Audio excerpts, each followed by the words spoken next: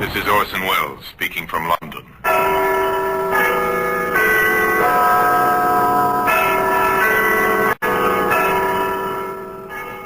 Here in the grim stone structure of the Thames, which houses Scotland Yard, is a warehouse of souvenirs. A warehouse where everyday objects, a hammer, a suitcase, a shirt button, all are touched by murder.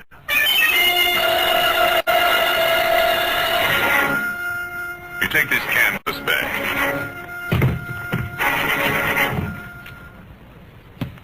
This canvas bag might give us a lead, sir. What's that writing on it, Sergeant? It's the name of a local merchant, J. Gregory, Northampton. Now today, that canvas bag can be seen in the Black Museum.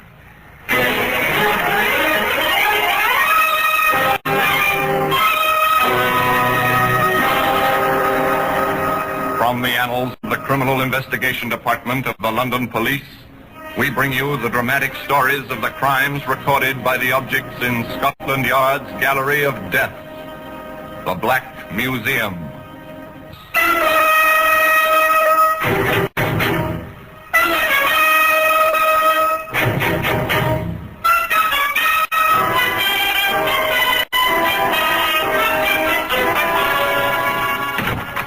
Well, here we are, in the Black Museum.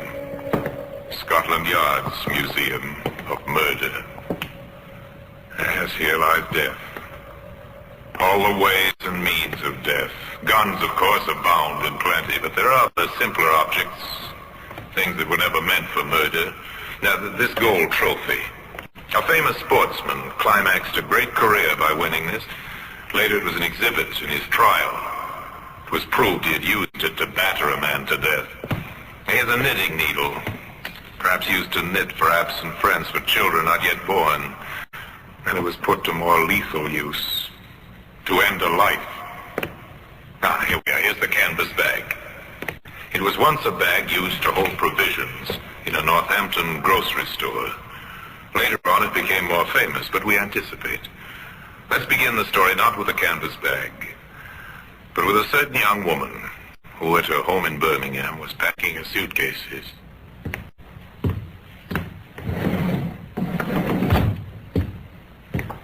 Here's another dress, Mary. Oh, thanks, Mother. And your slippers. Well, I think that must be all. Let's just have another look round. You don't want to forget anything. No, that's right. Oh, here you are, just as well I looked. Some stockings. Oh. Well, I think that's all. Yes. I'll just lock my suitcase. Mary? What, Mother? Are you sure you'll be all right? Oh, of course. It seems such a strange arrangement, you going all the way to London alone. But what's strange about it? Tom's working in London, saving for our passages to Canada. He can't come to fetch me. Travel all that way alone. Oh, Mary, let me come with you. No, Mother. I'm not a child. You're an almost married woman, but that doesn't mean your mother still can't worry about you. Mother, really? Look, I'll be perfectly all right. Tom and I are getting married when I reach London. A month later, we'll be on our way to Canada. And we'll lose you. It's so sad. You'll write as soon as you reach London, won't you, darling? Yes, of course I will. And don't worry, please. I'll be all right. A girl leaving home to get married, an anxious mother. Nothing very new about that, except that the girl never went to London. The following day, her train arrived in Northampton, where she was tenderly greeted by a charming man some years older than herself. Hello. Hello. Here I am, Mary. My dear Mary. Oh, darling. I've been waiting here for a moment. I thought you... What, that I might have deserted you? Hardly, my sweet. Did you have much trouble with your family? Yes, a little. Dad was anxious, and you know what Mother is. She worries terribly. Yes. You told them the story about meeting Tom in London. And they believed it. Oh, good. Oh, darling, it's wonderful to be with you. Come, Mary, I found lodgings in St. John's Street. Oh, good. But listen, since you've told your parents you were meeting Tom Reynolds in London, we might as well continue the deception, eh? How? Well, to the landlady, you'll be Mrs. Reynolds. And I, of course, shall be Mr. Reynolds. It might be better if you called me Tom.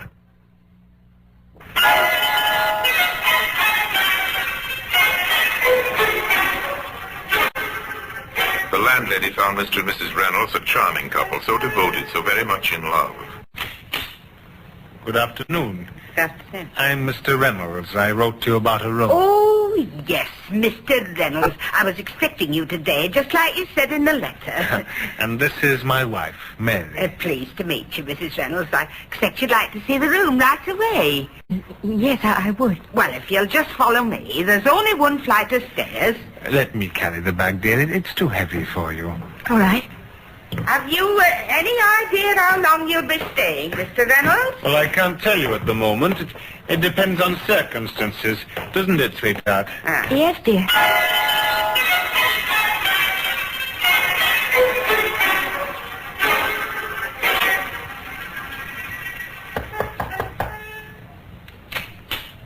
Why, it's Mr. Reynolds. I didn't know it was so late. Well, my wife's asleep, Mrs. Marsh. I thought I'd just pop in to tell you that we're leaving next week. Leaving? Uh-huh. Well, isn't that rather unexpected? I was talking to Mrs. Reynolds only yesterday, and she said... Yes, but you see, I've had some news from friends of mine in Canada. In Canada? Yes. We're going to Canada, Mrs. March. Oh. We're leaving from Liverpool next week. Oh, that will be nice for you, Mr. Reynolds, and for your sweet wife, too. Yes. Oh, but there is one other thing. Huh? I'd be very glad if you wouldn't say anything of this to my wife. You see, she's not quite sure that she really wants to go to Canada, and, well, I think it'll only upset her if anyone talks to her about it. Of course. I wouldn't breathe a word, particularly since you've asked me not to. Thank you so much, Mrs. Marsh. We'll be giving up our room on Friday. Uh-huh. I'll arrange for a car to call for the luggage early in the day. So considerate, the landlady thought, such a gentleman. On Friday morning, she said goodbye to the couple with reluctance. At least she said goodbye to Mr. Reynolds, who explained that his wife had gone ahead to the railway station. But even the nicest of lodgers are only a passing memory in the landlady's mind, and she might never have thought of the young couple again if it hadn't been for the events that occurred some weeks afterwards. On the high road from Rugby to Northampton, two men were walking home after work.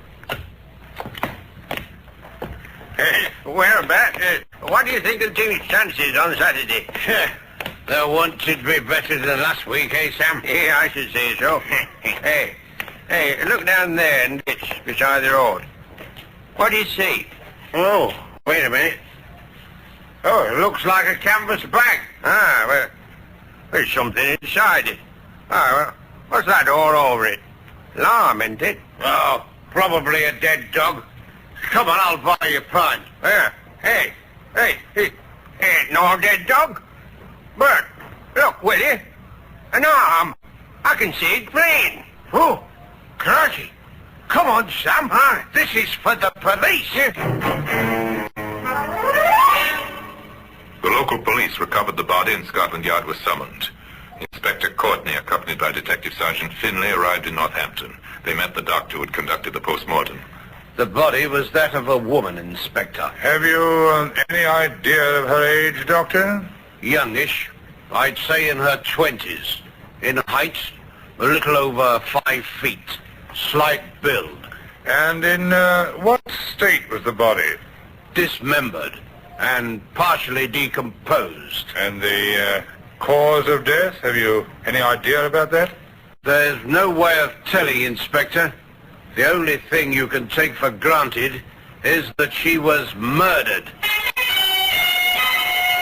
The yard men had the dual task there. They had to track down the murderer, but first and foremost, they had to find out who had been murdered. They set out to examine the evidence.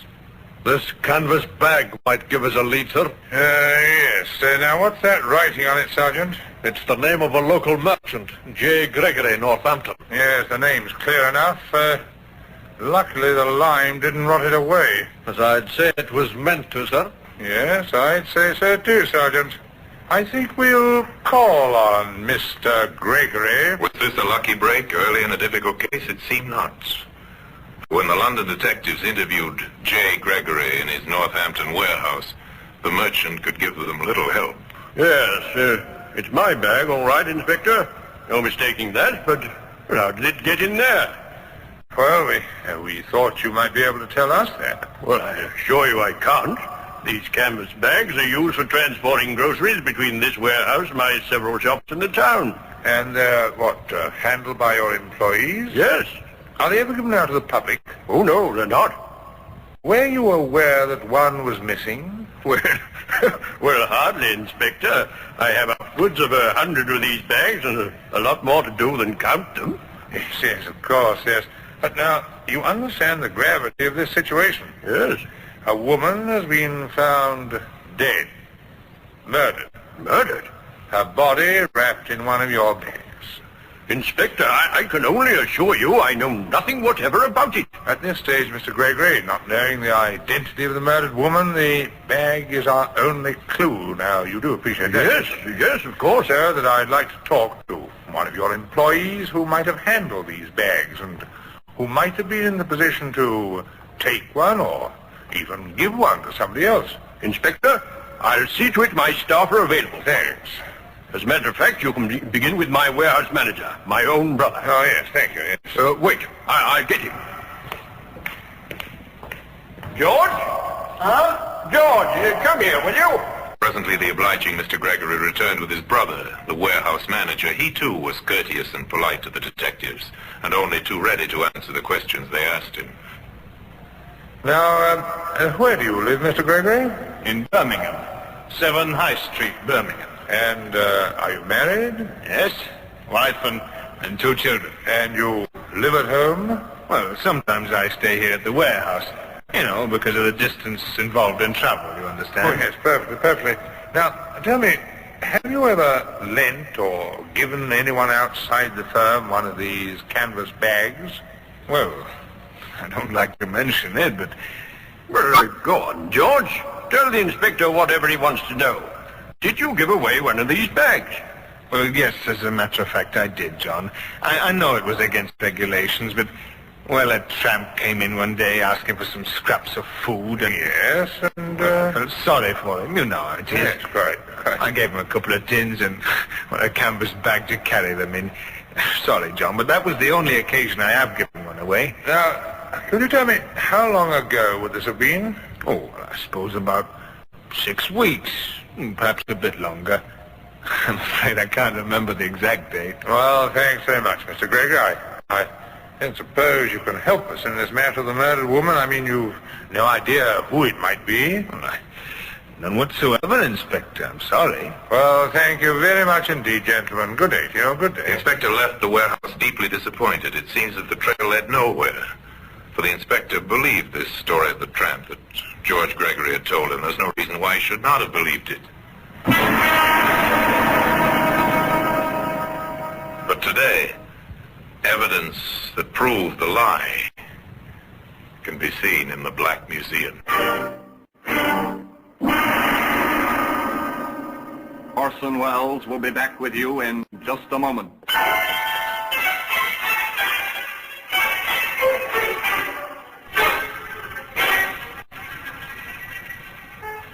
There are hundreds of women reported missing every year throughout England.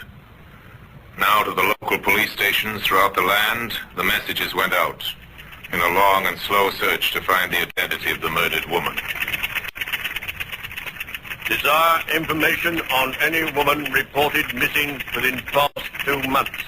Special attention to young woman about 5 feet in height, of slight build, well dressed.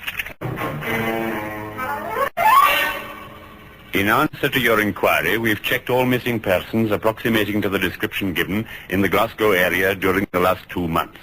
There are 3 missing persons whose descriptions might fit the one given, and further investigations being made in each case. I shall report further within the next 7 days. Hello, sir. This is Scotland Yard. We've been looking into your inquiry, and we find that In the London area, there are 27 cases of missing persons. That would seem to justify investigation in relation to your inquiry. From preliminary inquiries, 13 of these cases can already be discounted. On the remainder, further inquiries are still being made. We'll be in touch with you later, sir. Goodbye. The reports came flooding into Scotland Yard. The leads faithfully followed.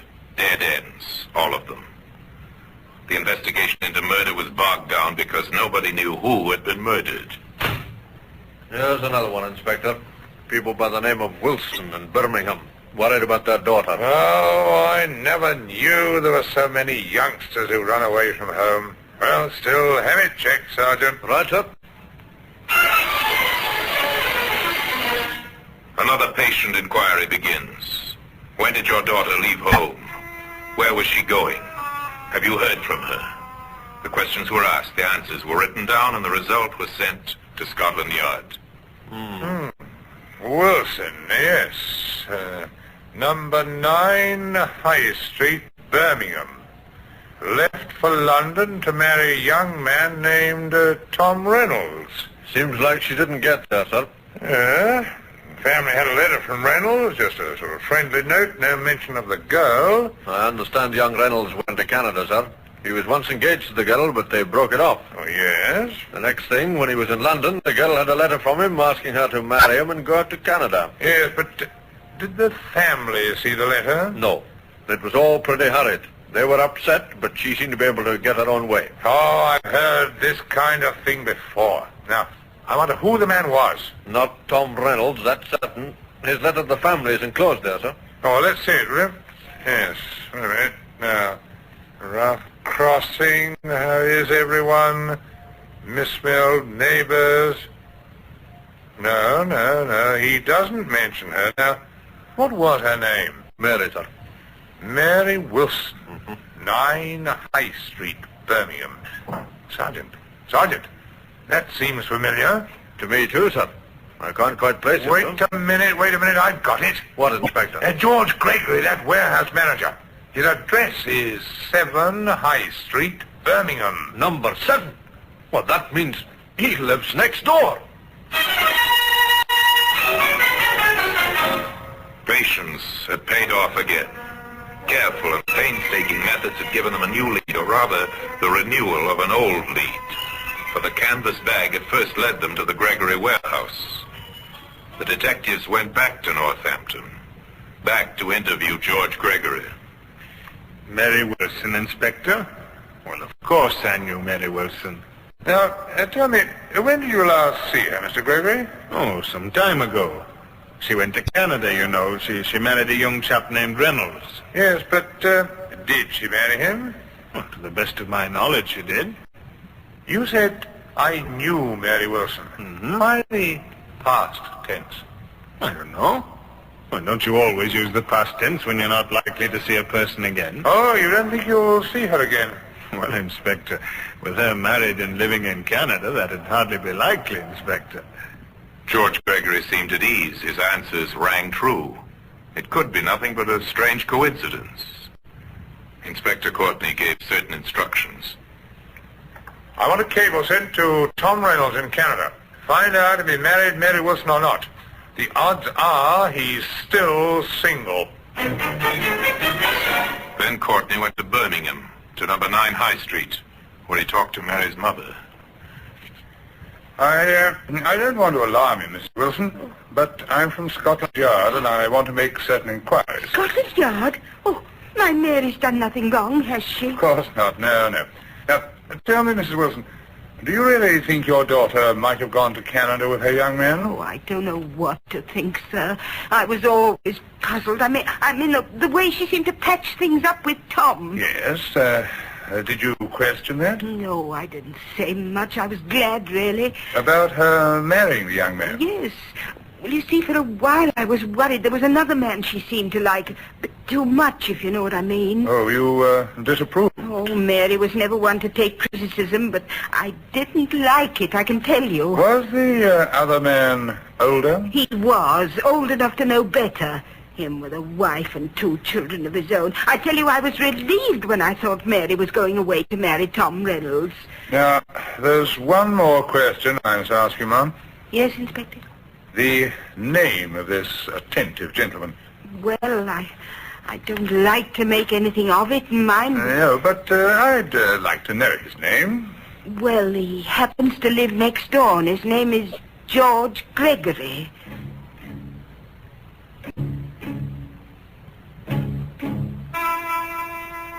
We've had a reply to your Canada cable, sir.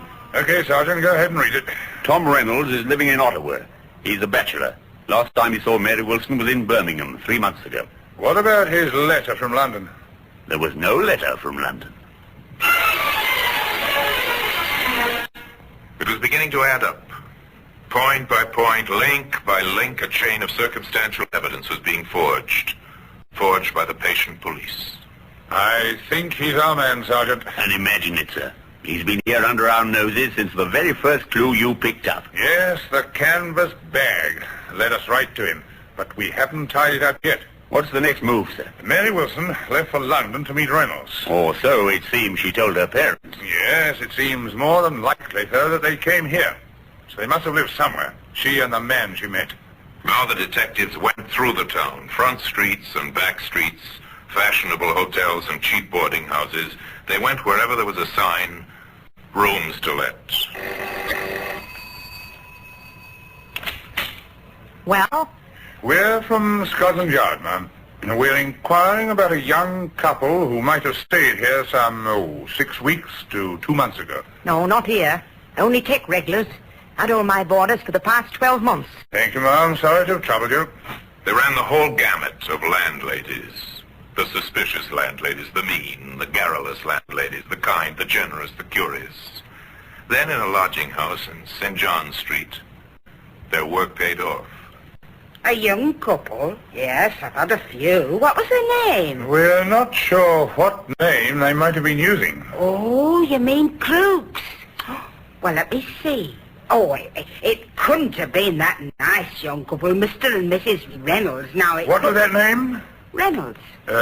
Tom Reynolds? Yes, I believe it was. Such a nice man. Oh, and his young wife was named Mary. She was awfully sweet. Mrs. Marsh, can you give me a description of Mary Reynolds? Why, yes, I think so. Short, about 5 feet tall, brown hair, rather pretty. Yes. Not much help, I'm afraid. I can't remember any other details. Oh, you helped a lot, thanks. And the man? Tall, dark hair, and a small mole on his left cheek, older than her. Oh, but he was very nice indeed. Oh, surely they couldn't have done anything wrong. Mrs. Marsh, can you, I want to attend the police station tomorrow morning at 10? Me? Why, sir? Well, we'll be having an identification parade at 10 sharp.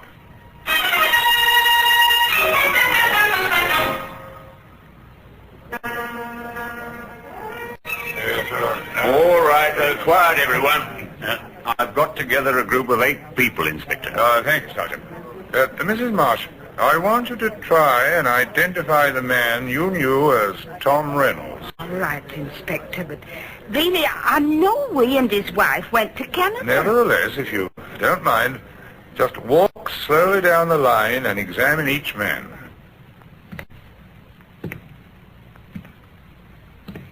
Eight men.